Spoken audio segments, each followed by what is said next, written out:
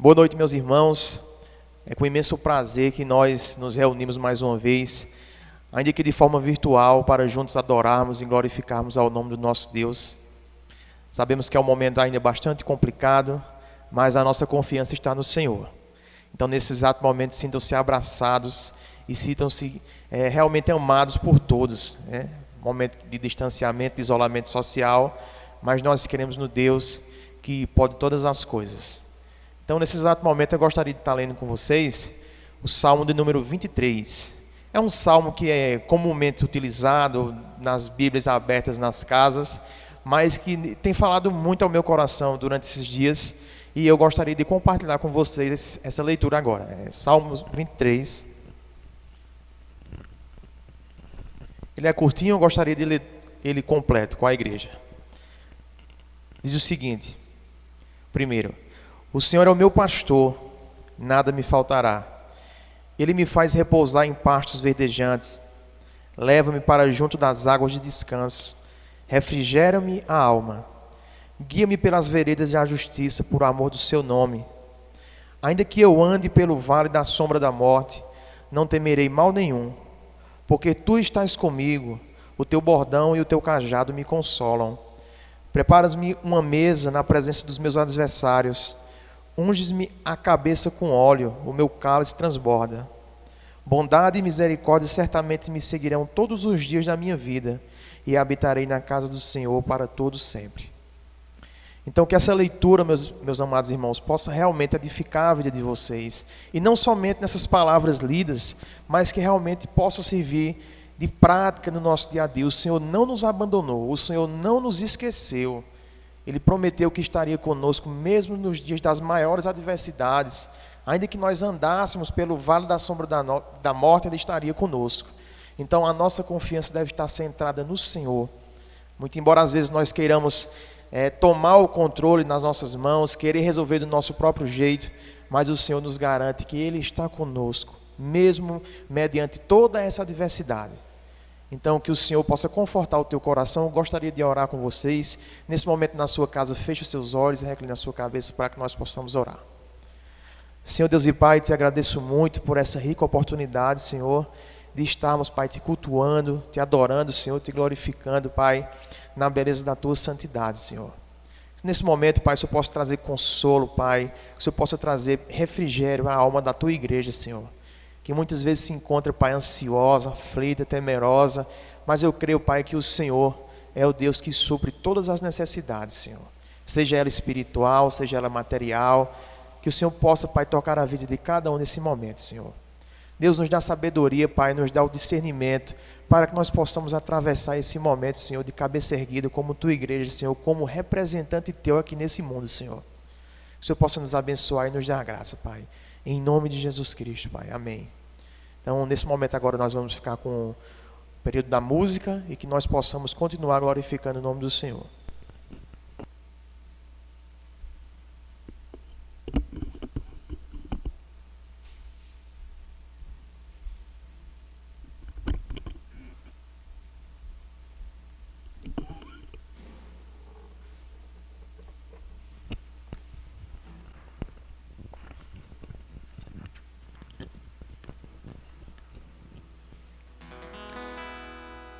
Na palavra de Deus, a gente é convidado a louvar ao Senhor constantemente. Um dos salmos, Salmo 135:1, fala exatamente isso. Louvai ao Senhor, louvai o nome do Senhor, louvai, servos do Senhor. Então, somos convidados constantemente a louvarmos e engrandecermos o nome do Senhor. Então, vamos fazer isso juntos agora.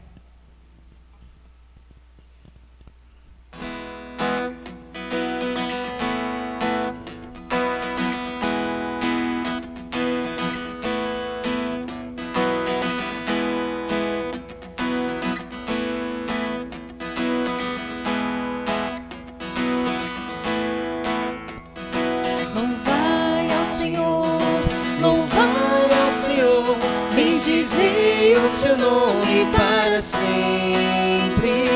Louvai ao Senhor, louvai ao Senhor, bendizei o seu nome para sempre.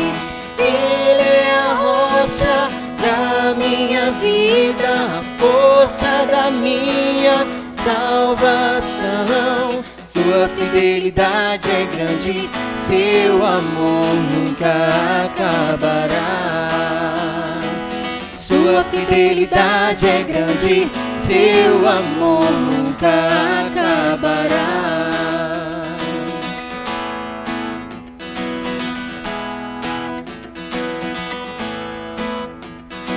Louvai ao Senhor, louvai ao Senhor, bendizei o seu nome para sempre. Louvai ao Senhor, louvai ao Senhor, bendizei o seu nome para sempre. Ele é a rocha da minha vida, a força da minha salvação. Sua fidelidade é grande, seu amor nunca acabará. Sua fidelidade é grande, seu amor nunca acabará.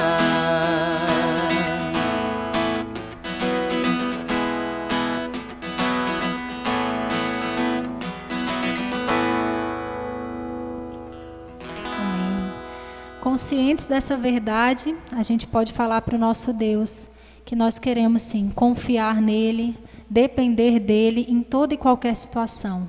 E esse cântico agora a gente vai fazer disso a nossa oração. Senhor, eu sei que eu posso confiar em ti e eu quero continuar confiando, mesmo em meio de tribulação, de dificuldade, nós queremos depender do Senhor.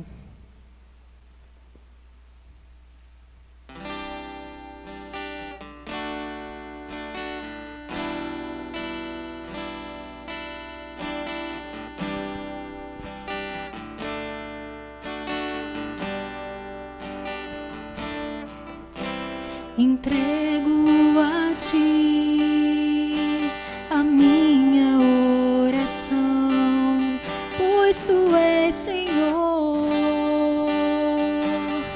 fonte de água viva que há em mim. És a minha esperança, eu descanso em ti. Posso confiar que a vitória está por vir. Seguro estou em ti, tu és o Deus de amor. Não temerei o mal, tu és o grande eu sou. Eu ergo minhas mãos, preciso receber tua palavra, ó Deus, que me fará vencer.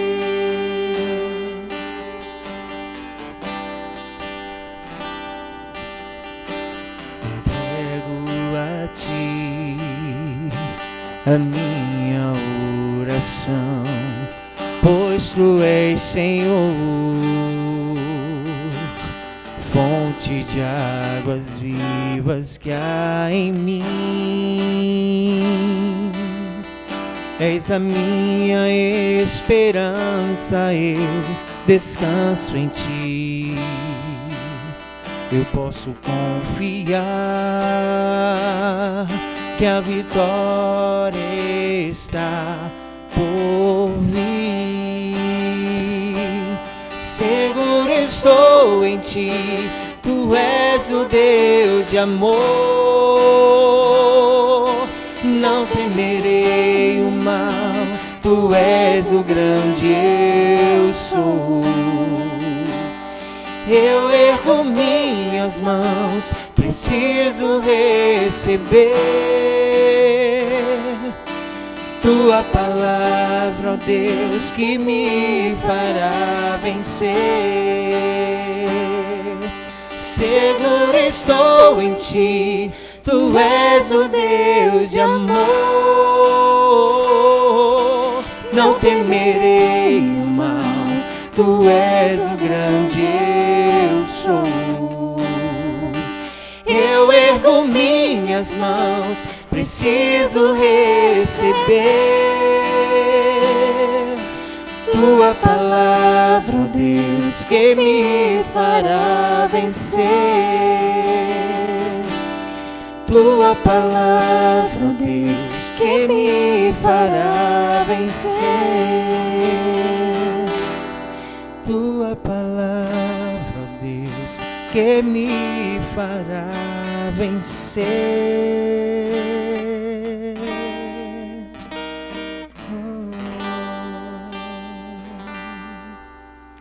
Ó Deus, nós somos gratos, Pai, por mais esse momento, porque estamos diante da Tua presença, Deus. Mesmo através desses meios, a gente tem a oportunidade de se juntar e poder louvarmos juntos. Que esse possa ser o nosso desejo, Deus, que essa possa ser a nossa vontade. Sempre estar te louvando, engrandecendo o Teu nome e sendo gratos, Deus, confiando no Teu amor e na Tua misericórdia. Nos abençoa nesta noite de hoje, que esses cânticos possam penetrar, Deus, nos nossos corações. Que a Tua palavra que vai ser ministrada aqui hoje possa ter também uma morada efetiva, Deus, no nosso coração. Que o que a gente possa aprender hoje, a gente possa pôr em prática para a nossa vida e para a vida daqueles que nos cercam, Deus. Te pedimos todas essas coisas em nome de Jesus. Amém.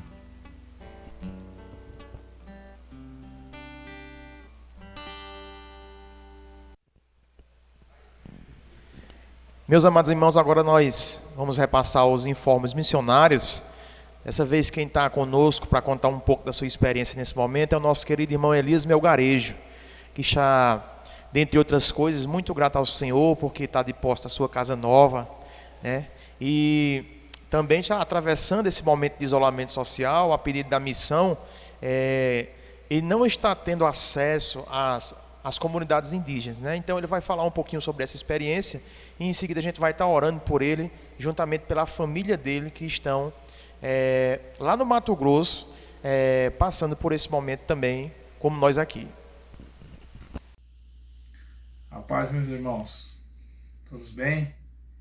Quero iniciar esse vídeo fechando o versículo com os irmãos, bem conhecido. Esperei com paciência no Senhor e Ele se inclinou para mim e ouviu o meu clamor. Nós vivemos um tempo bem diferente, tempo de pandemia, onde muitos estamos angustiados, né? Sem paciência, tendo que ficar em casa e uma coisa tão diferente do que nós estamos acostumados. Então minha palavra para vocês hoje é esperar com paciência no Senhor, que Ele vai nos atender. Então queremos agradecer desde já o apoio dos irmãos, suas orações, pelo nosso ministério aqui entre os povo Guarani. Queremos agradecer de coração, porque o apoio de vocês tem sido importante para o nosso ministério. Vivemos, como eu falei, um tempo diferente. A missão nos proibiu temporariamente de entrar nas áreas indígenas. Então nós temos recebido visita dos irmãos indígenas aqui na cidade, Eldorado. Alguns têm vindo para fazer compra e aproveitam para vir visitar a gente, matar a saudade e ter um tempo juntos. E aí vamos aguardar nova ordem da missão e da FUNAI também liberando as áreas para a gente poder entrar e retornar ao trabalho, às atividades dentro da aldeia. Queremos pedir as orações dos irmãos, pelos irmãos indígenas, que eles continuem firmes e sempre animados na obra do Senhor. E temos um motivo de louvor e gratidão. Hoje é o segundo dia que nós estamos aqui na nossa casa nova. Agradecemos pelo suprimento do Senhor por ela e agora tchau aluguel, né? Estamos aqui vivendo esses dias de muito louvor a Deus pelo suprimento desse local para a gente morar e viver. Um grande abraço, meus irmãos, continuem firmes também no Senhor, com paciência, sabendo que esse tempo vai passar e novas coisas Deus tem para cada um de nós. Um grande abraço e muito obrigado por tudo. Então oremos. Senhor Deus e Pai, nesse momento nós te integramos em Tuas mãos, Senhor. Nosso irmão Elias, Senhor, toda a sua família que se encontra, Pai, em campo missionário. Mas nesse momento estão, Senhor, assim como todo o Brasil e o mundo, em isolamento social, devido a esse grande problema de saúde, Senhor. Deus, que o Senhor possa trazer consolo, Pai, que o Senhor possa trazer alegria ao coração dessa família, Senhor. Que nesse momento, Pai, de muita adversidade, Senhor, o Senhor possa dar, Pai, realmente guarida, sossego, tranquilidade, Senhor, ao coração deles, Pai. Que o Senhor possa guardá-los também do mal, Senhor, nesse momento. E que o Senhor possa, Pai, também trazer-lhes esperança, Pai, ao coração deles, toda a família, Senhor. Em nome de Jesus, Pai, nós te agradecemos por todos os benefícios que o Senhor tem trazido também a essa família, Senhor. Que eles possam ver, Senhor, o Teu nome em todas as coisas, Pai. Em nome de Jesus, Pai. Amém. Agora gostaria de trazer alguns avisos, meus amados irmãos, acerca, primeiramente, dos dízimos e ofertas. Reforçar aquilo que já tem sido falado ao longo das semanas.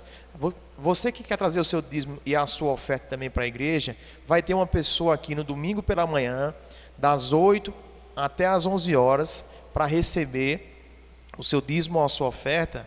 Contudo, se você não quiser vir aqui na igreja, achar melhor, você pode entrar em contato que um dos diáconos passará na sua residência para fazer o recolhimento do seu dízimo e da sua oferta. Mas também, se você não puder vir à igreja e nem que você tiver disponibilidade que um diácono vá à sua casa, você pode fazer a transferência para essa conta que vai estar aqui embaixo, a conta da igreja, tá certo?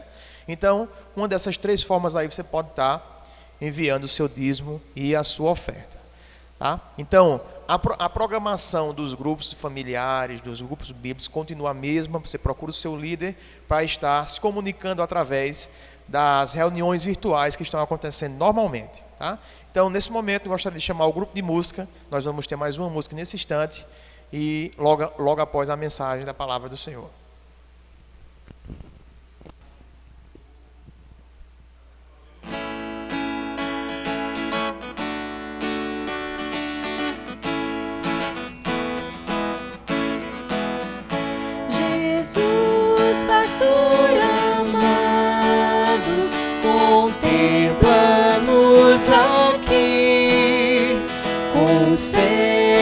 Que sejamos um corpo só em Ti, contendas e malícias que longe de nós vão, nenhum desgosto impeça a nossa comunhão, pois sendo resgatados por um só Salvador, devemos ser unidos por um mais forte amor, olhar com simpatia os erros de um irmão e todos ajudá-lo com branda compaixão. Jesus, suave meigo, ensina-nos a amar e como tu sejamos também no perdoar. A quanto carecemos de auxílio do Senhor, unidos supliquemos a Deus por esse amor. Se tua igreja toda andar em santa união, então será bendito o nome de cristão. Assim o que pediste em nós se cumprirá, e todos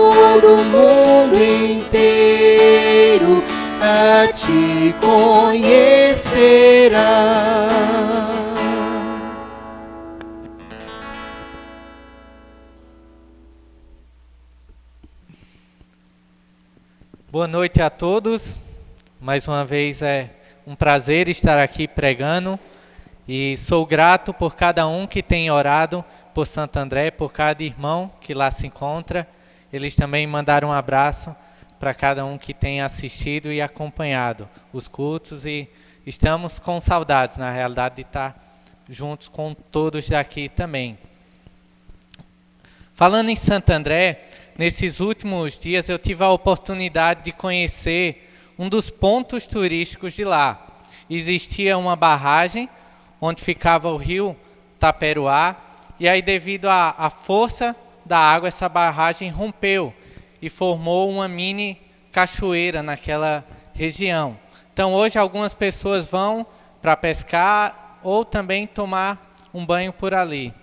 E ao chegar nesse local, a gente se deparou com um pescador. E ele estava lá tentando pegar um peixe. E passa 10 minutos e nada de peixe. E passa meia hora e nada de peixe. E a gente comentando de como ele consegue perseverar tanto tempo no meio do sol e sem conseguir pescar nada. E depois que passou um longo tempo a mais, esse homem grita feliz, tinha conseguido o seu primeiro peixe. E aí, posteriormente, ele continua a pescar. E até o momento que a gente saiu, não havia mais nada. Mas é interessante como ele teve que ter perseverança para poder conseguir aquele único peixe no momento. E provavelmente ele deve ter conseguido outro.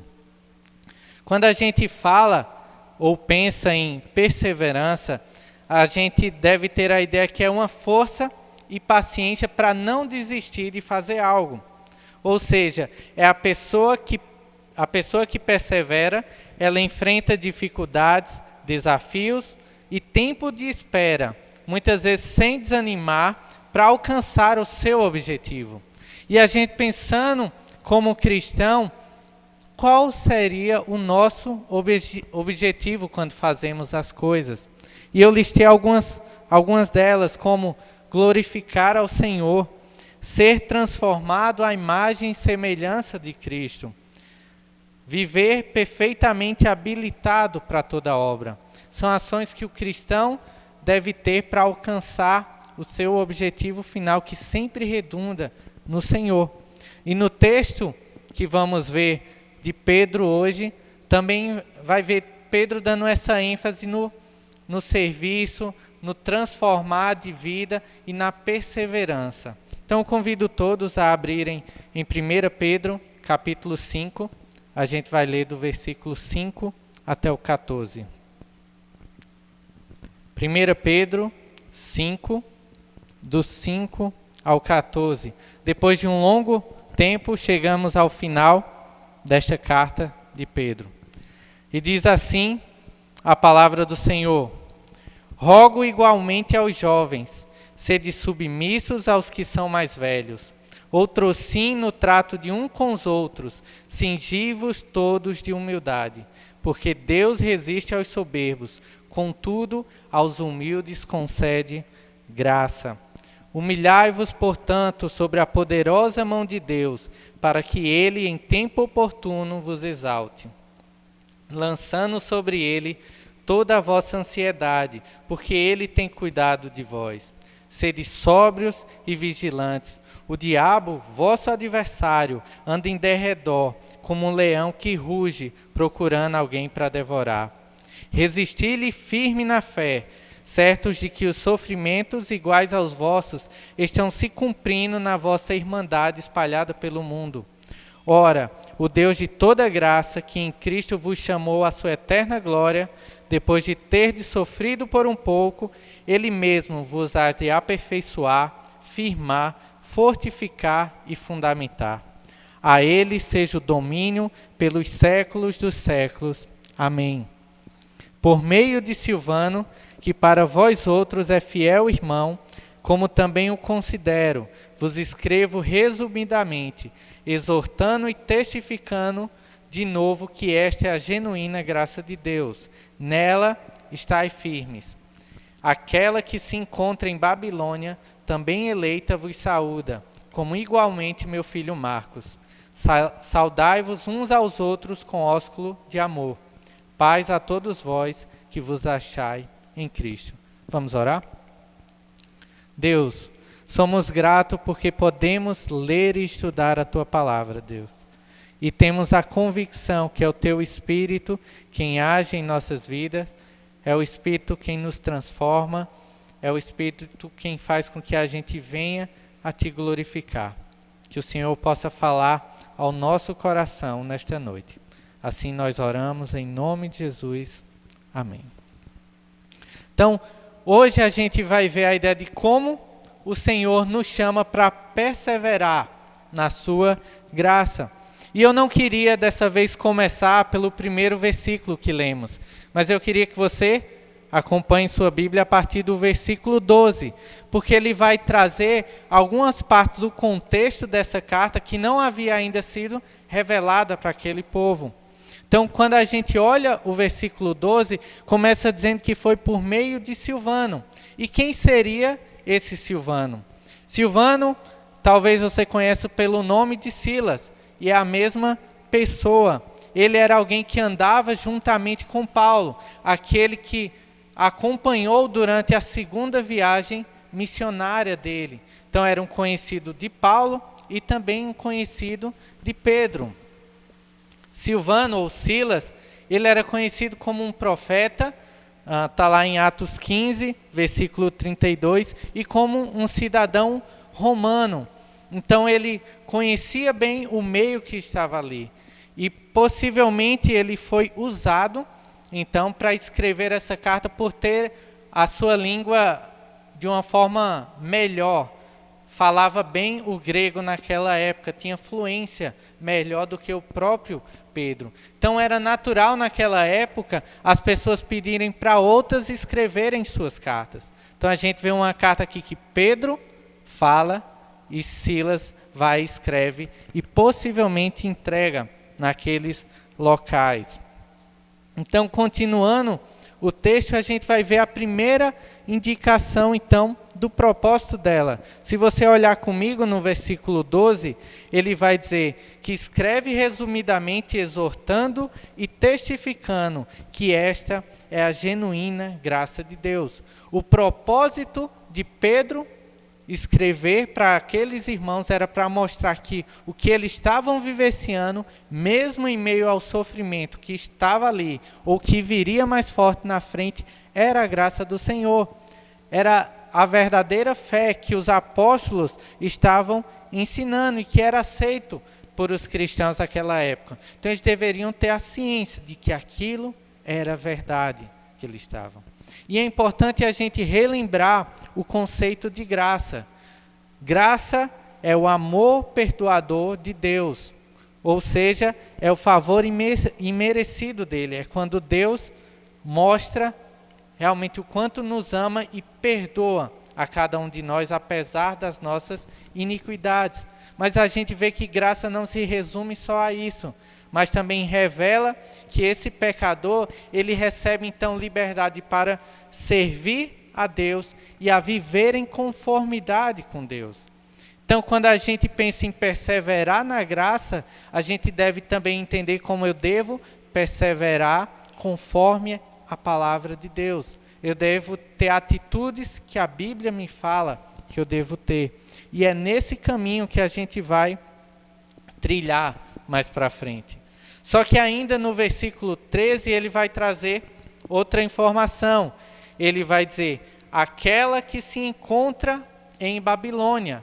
Então, aquela se refere não a uma pessoa só, mas quando a gente aprofunda um pouco o estudo, entende que é a igreja do Senhor, que estava localizada na Babilônia. Babilônia, aqui que é um termo para se referir na realidade a Roma. Lembra, estava tendo perseguição. E os autores nessa época eles tinham medo de expor as outras para que não houvesse algo maior para eles. Então muitas vezes eles falavam de forma enigmática. E Babilônia é um termo aqui, nesse contexto, para se referir a Roma. Então a igreja de Roma é que manda saudação para eles. assim como igualmente o filho Marcos. Marcos, o mesmo que escreveu o Evangelho de Marcos, alguém que não era um filho literal de Pedro, mas um filho na fé, alguém que provavelmente andou junto com ele durante um período. E aí ele vai trazer a saudação, que se encontra em muitas outras cartas, que diz: saudai-vos uns aos outros com um ósculo de amor, com um beijo de amor. A ideia é que era para existir afeição entre os irmãos daquela igreja. Eles deveriam amar e sentir carinho uns pelos outros, não algo frio, algo gelado, mas realmente ter a intenção de um valorizar o outro que estava ali, e que a paz então estivesse com eles por causa de Cristo Jesus. Então, mediante esse contexto, eu queria que a gente voltasse a nossa mente agora para entender que o Senhor nos chama para perseverar na sua graça. E do versículo 5 até o versículo 11, é interessante como vai ter 6 imperativos, ou seja, 6 ordens para cada um de nós cristãos seguir fielmente. E o primeiro se encontra no versículo 5, onde ele diz: rogo igualmente aos jovens, sede submissos aos que são mais velhos. Então, os jovens deveriam ser submissos aos mais velhos. A tradução literal aqui desse texto seriam que as pessoas mais novas da igreja deveriam ser submissas aos presbíteros. O assunto que ele tinha falado anteriormente, ele joga aqui de novo. Mas você pode perguntar: por que usou então a tradução mais velhos e não presbíteros? Em outras passagens, Paulo também vai fazer a mesma coisa, porque a submissão é algo que deve acontecer não só para a liderança, mas também para as outras pessoas, e no caso aqui, para as pessoas mais velhas. E é interessante pensar na questão de jovem, de como muitas vezes é difícil se submeter a alguém mais velho. E submissão é a decisão de se colocar abaixo da liderança, por amor à ordem e à prática do bem. Então a ideia é que realmente eu vou estar abaixo e ouvir aquele. A gente, desde antes, como a gente vê aqui, vê jovens muito independentes. E eu digo, olhando para mim mesmo, muitas vezes me distanciando de conselhos de pessoas mais velhas, achando que tenho totalmente a certeza de todas as coisas. Mas aqui ele chama a atenção para que esse jovem aprenda a ser submisso. Não é algo simplesmente de desejar, mas é algo que ele tinha que ser, tinha que aprender a ser. É interessante que naquela época, um escritor chamado Filo, judeu, ele diz que existia uma seita que separava os mais velhos dos mais novos. Na realidade, para ter essa submissão meio que forçada, ele colocava meio que em fileiras do mais velho para o menor, para que o menor entendesse que ele deveria ser submisso ao outro.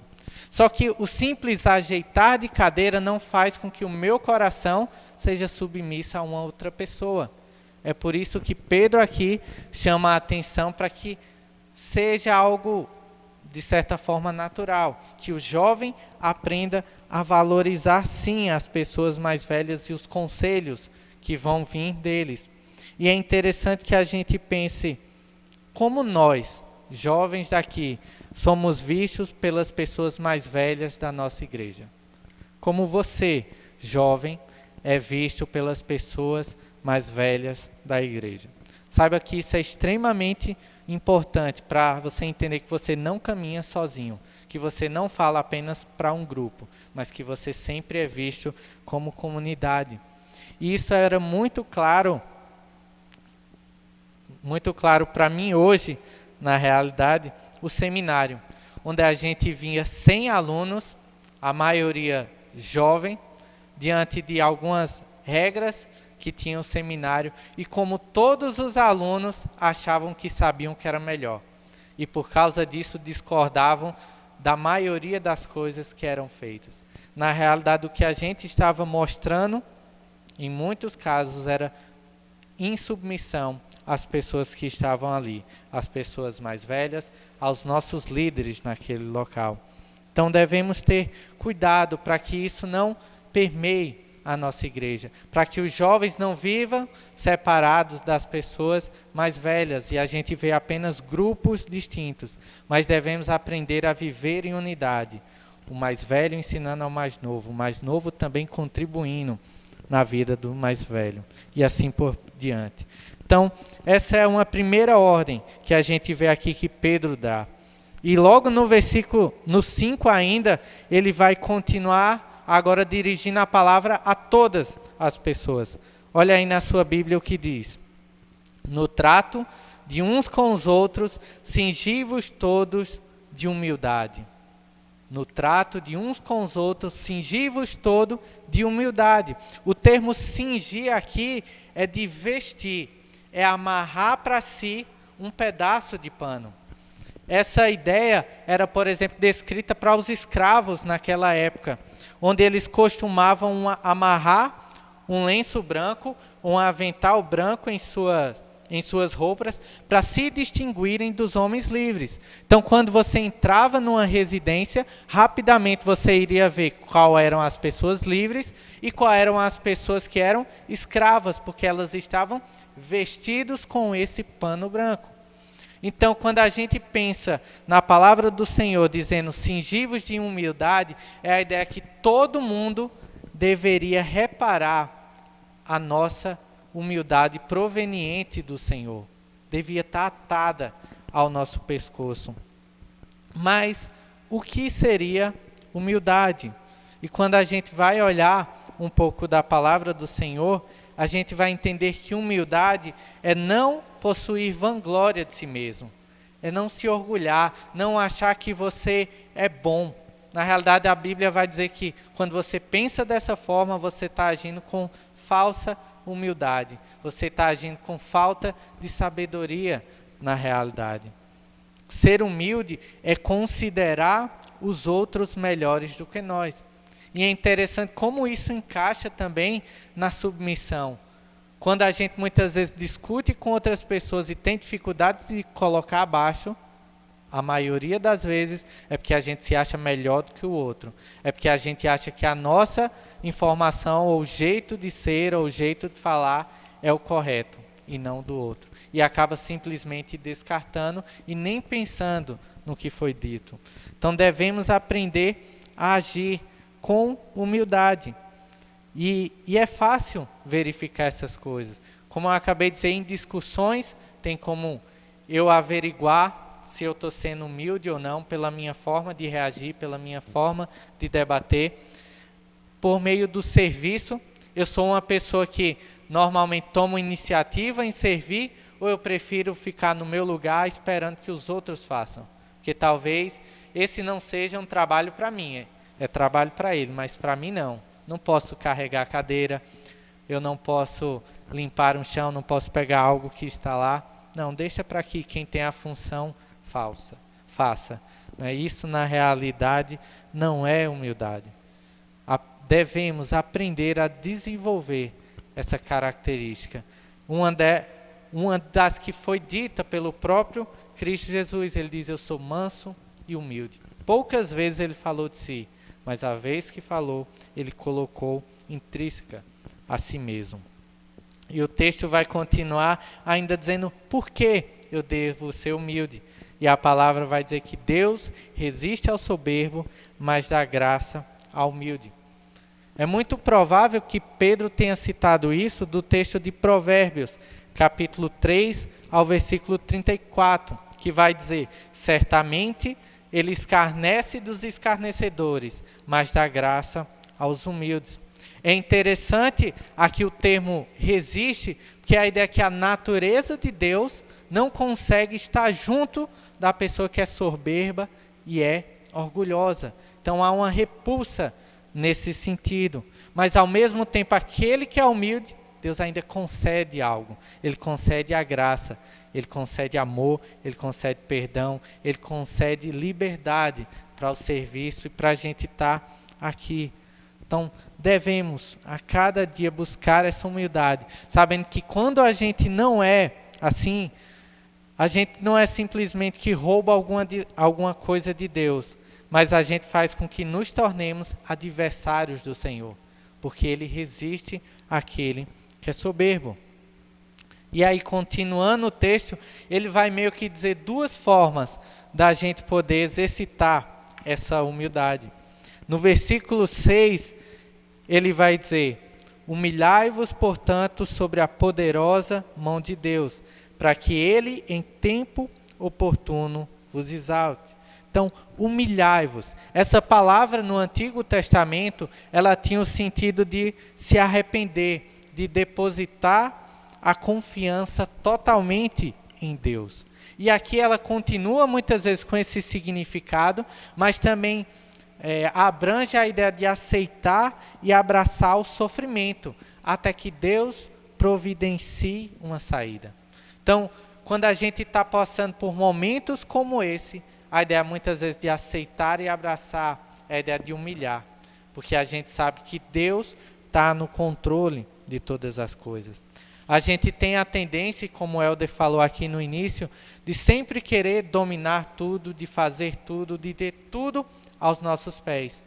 E aí, diante de algumas circunstâncias como a que a gente está vivendo hoje, a gente percebe que na realidade está tudo errado. A gente deve aprender a confiar e descansar no Senhor. Faz a nossa parte até onde deve ser feito, mas tem a parte que é só Deus que pode fazer. É nessa parte que o cristão, ele descansa, sabendo que pode confiar plenamente no Senhor. Em um momento certo, Ele há de providenciar uma saída. Então, é nessa presença do Senhor que o ser humano deve estar ciente da sua insignificância. Nós não somos nada.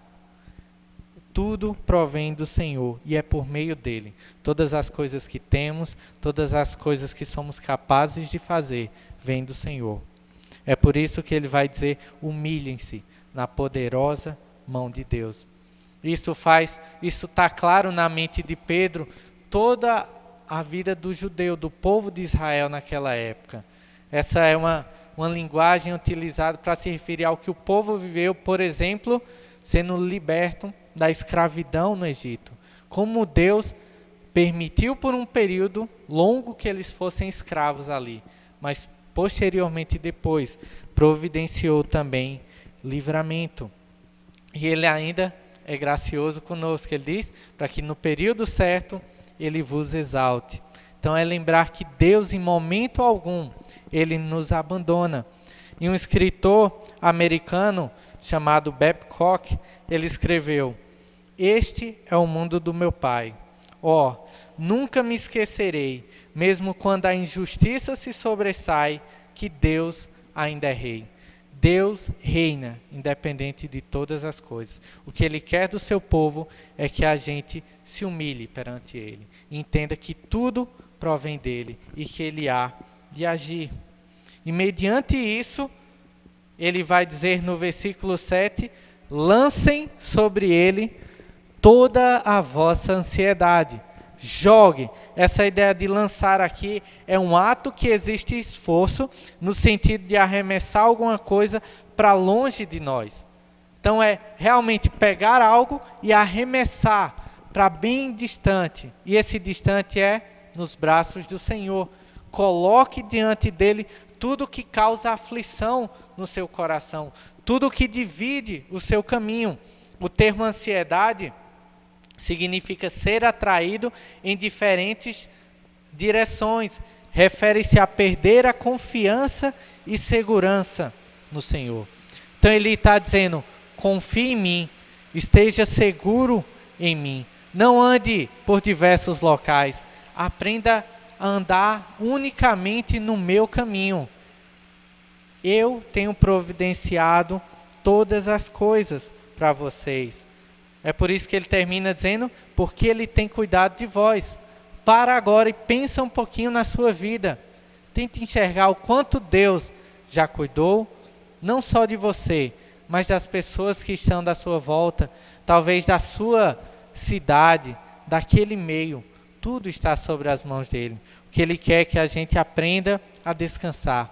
Isso a gente vê em toda a palavra do Senhor. Não é assim que diz o Salmo 37:5? Entrega o teu caminho ao Senhor. Confia nele e o mais ele fará. Não é assim que Jesus ensinou lá em Mateus 5:25, onde diz: não andeis ansiosos pela vossa vida, quanto ao haver de comer, de beber, quanto ao corpo ou ao que se vestir. É assim que Paulo ensina também lá em Filipenses capítulo 4, versículo 6, onde ele diz: não andeis ansiosos de coisa alguma, em tudo, porém, sejam conhecidas diante de Deus as vossas petições, pela oração e pela súplica e com ações de graça. Quando você sentir dificuldades, leve até Deus. Isso vai mostrar humildade no seu coração. Isso vai mostrar que você tem confiado plenamente nele. E lembra, não é simplesmente um desejo. Aqui Pedro está falando como uma ordem. Façam isso. E não tem coisa melhor do que poder descansar diante de Deus. E aí ele vai continuar então no versículo 8 a sua lista de imperativos para a gente. Ele vai dizer: sede sóbrios e vigilante. A ideia de sóbrio aqui é de autocontrole, é de domínio próprio. Então é a ideia é a capacidade de olhar para aquilo que é real com a mente clara. Então, uma pessoa sóbria, ela vê tudo que está à sua volta e ela avalia as coisas. Então ela vai tomar uma decisão pensada, uma decisão meditada. E é isso que ele chama, é o contrário totalmente da embriaguez. É ser sóbrio, é ser atento. E vigilante é um estado de observação e prontidão, tanto para os perigos e oportunidades que vão aparecer. Então é a ideia de estar sempre de olhos abertos para tudo o que está acontecendo em sua volta. Assim como um vigilante na rua, ele tem que a todo momento ficar olhando de um lado para o outro para ver se vê alguma pessoa suspeita, para ver se vê algum carro suspeito, para tentar fazer alguma coisa. Assim somos nós. Devemos estar vigilantes com relação a todas as coisas que estão nos cercando. Porque ele continua no texto: o diabo, vosso adversário, anda em derredor como um leão que ruge procurando alguém para devorar. Então ele coloca aqui o diabo, vosso adversário. A gente aprende na palavra do Senhor que o diabo é o príncipe desse mundo. Está lá em João 12, versículo 31. A gente vê diante da palavra do Senhor, lá em Jó capítulo 1, versículo 6, que ele é aquele que acusa o cristão diante de Deus. No caso de Jó, por exemplo, a gente vê o diabo num diálogo, de alguma forma, com o Senhor, e ali o diabo dizendo que se Jó perdesse a família, perdesse bens, perdesse a saúde, com certeza ele deixaria de servir a Deus. Então Deus permite que todas essas coisas aconteçam para mostrar que ali era um filho seu. Então o diabo estava acusando diante de Deus que aquele homem seria infiel. E é isso que aparece muitas vezes na palavra do Senhor como diabo. Ele é aquele que transforma a verdade em mentira. Ele busca na era presente levar pessoas a abandonar a verdade e se voltar então à apostasia, deixar a palavra do Senhor de lado, duvidar daquelas coisas que estão escritas aqui. É pensar que a Bíblia contém a palavra de Deus e não que ela é a palavra de Deus. Então cuidado para não ser enganado pelo próprio diabo, usando outras pessoas para isso. E é interessante que no texto ele vai colocar o diabo fazendo uma comparação com um leão. O leão era visto naquela época, e ainda é hoje visto também, como um dos animais mais ferozes e poderosos. E essa base está lá em Salmos 22, 13. Depois você pode acompanhar, onde ele vai dizer mais ou menos a mesma coisa que diz aqui em 1 Pedro. Então, a partir desse momento que o leão foi visto dessa forma, ele começou a ser usado como uma metáfora para os inimigos do povo de Deus. Então, muitas vezes aparecia o termo leão para mostrar o inimigo que estava ali em volta do povo do Senhor. Mas que a gente não pense que essa linguagem é usada apenas para o diabo. Jesus é conhecido como leão de Judá. Então, a gente, ao ler a palavra, tem que enxergar se está no aspecto positivo, se referindo ao próprio Deus, ou então está no aspecto negativo, como é esse caso, se referindo, então, ao diabo. E após falar isso, ele vai trazer mais uma ordem. Olha o versículo 9 comigo. Diz assim: resisti-lhes firmes na fé, certos de que os sofrimentos iguais aos vossos estão se cumprindo na vossa irmandade espalhada pelo mundo. A ideia de resistir aqui é resistir mesmo, é lutar contra todas essas coisas que vão estar à nossa volta. É interessante que ele usa um adjetivo aqui, a ideia de firme, e você pode pensar, eu devo ser firme.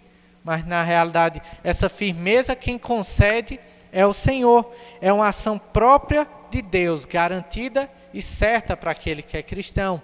Então nós, para resistirmos, devemos nos aproximar de Deus, porque à medida que nos aproximamos dele, a gente consegue então resistir ao diabo. Não tem como resistir a ele estando sozinho na nossa casa, sem leitura da palavra, sem muitas vezes ter um irmão para encorajar. Não, a gente deve se resistir se aproximando cada vez mais dele.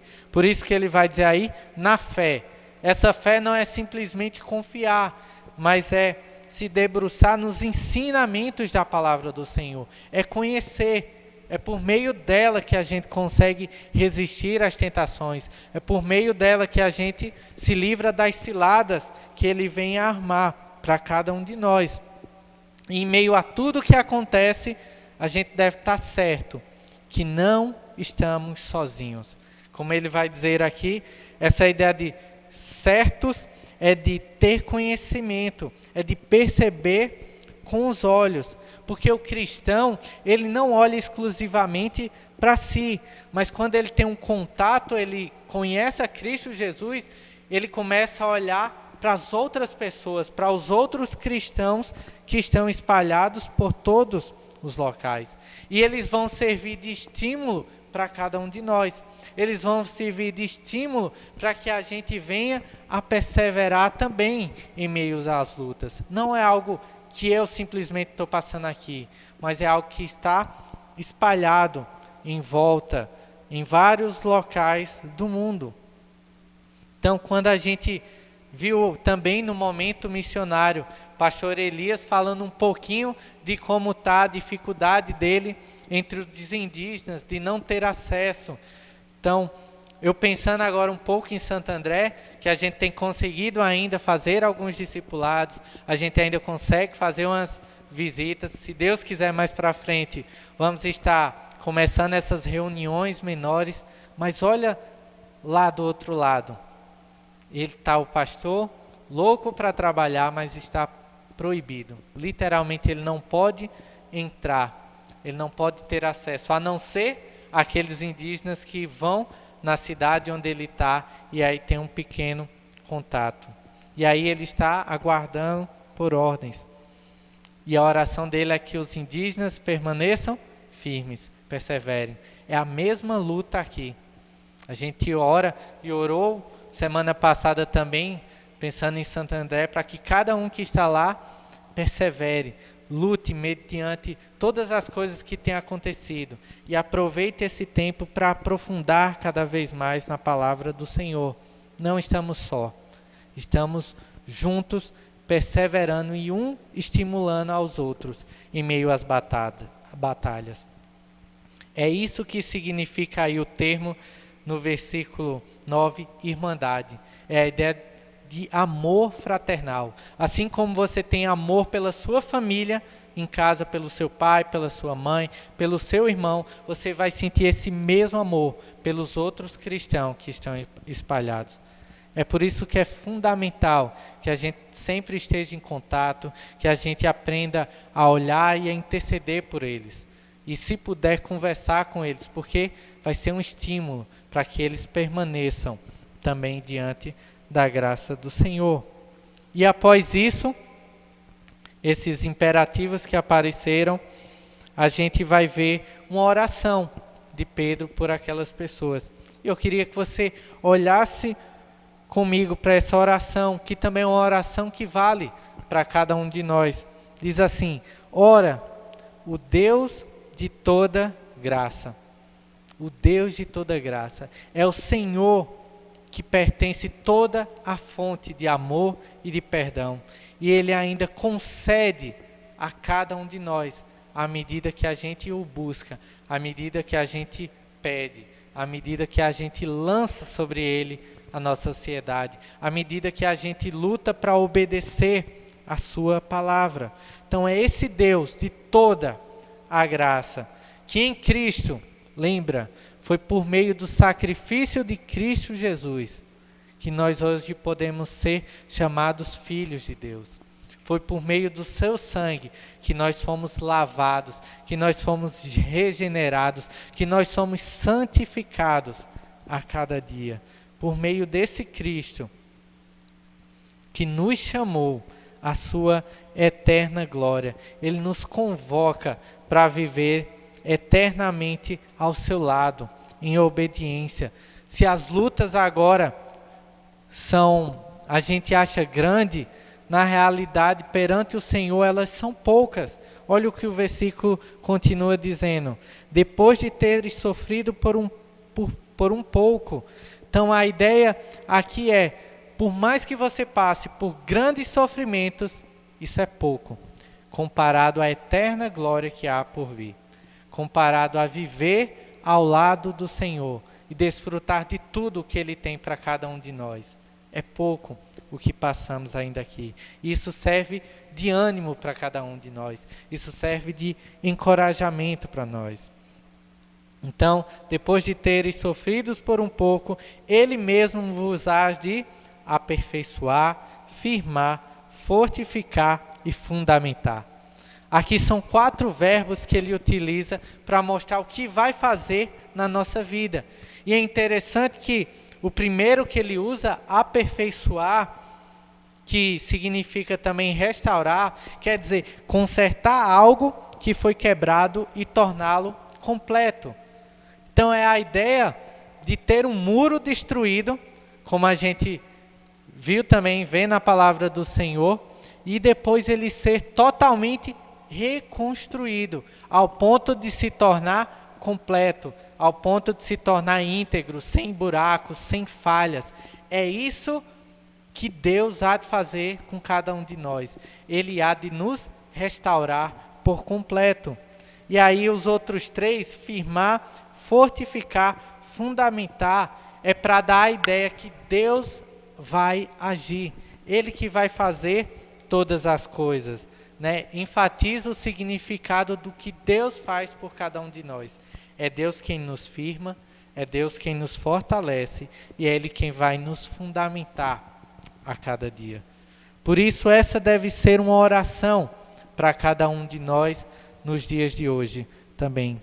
Que o Senhor da graça possa realmente aperfeiçoar a nossa vida, possa fundamentar, possa firmar e fortificar.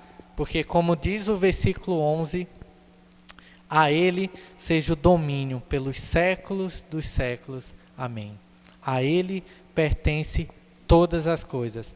E é por isso que a gente confia nele. É por isso que a gente se entrega. Porque Ele é o nosso Rei. Ele é o nosso Senhor. E Ele é quem nos faz perseverar a cada dia na sua graça. É por meio de Cristo Jesus que hoje estamos aqui, que a gente canta, que a gente estuda a palavra do Senhor e que a gente proclama essa palavra. Que o Senhor nos abençoe e nos fortifique a cada dia e nos ajude a perseverar na sua graça. Vamos orar? Querido Deus, somos gratos, Senhor, pela Tua obra nas nossas vidas. Nós somos gratos porque é o Senhor quem nos chama. É o Senhor quem nos coloca diante da Tua palavra e nos faz entender, Deus, cada coisa que está escrita aqui. A gente olha textos como esse e vê como é grande esse desafio, Deus, de aprendermos a sermos humildes, de nos submeter aos outros, Deus. Aprender a não dependermos de nós mesmos, mas depender de Ti, Deus.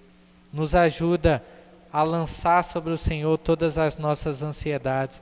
Nos ajuda a viver de forma sóbria e vigilante nesse mundo, Deus. Nos ajuda a resistir realmente firmes na fé, Pai. Nos ajuda a cada dia conhecer mais da Tua graça, Deus. A conhecer mais dessa maravilhosa graça. É assim que nós oramos em nome de Jesus. Amém, Senhor.